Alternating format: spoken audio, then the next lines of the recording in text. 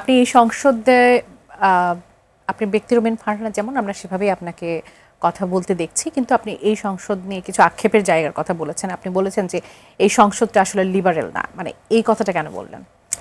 এই কথাটা আমি বলেছি এ কারণেই যে এই সংসদে যেই আলাপগুলো আপনি ঠিক শুনতে স্বাচ্ছন্দ্য বোধ করেন না, সেই আলাপগুলো চালু হলেই খুব বেশি বিধি প্রবিধির দিকে নজর টানা হয়। আপনি কোন বিধিতে বলছেন?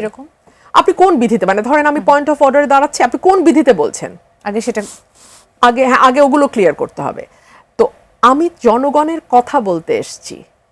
হ্যাঁ, আমি যদি এখন হাইকোর্ট রুলস খুলে সেটা করতে বসি, তাহলে তো আসলে চালানো সম্ভব না। এবং এই সংসদটিতে ধরুন আপনি 200-র উপরে আসনের ব্যাপারে নিশ্চিন্ত, এরা আপনাকে কখনো জ্বালাবে না, কারণ এরা সরকার দলীয় সদস্য।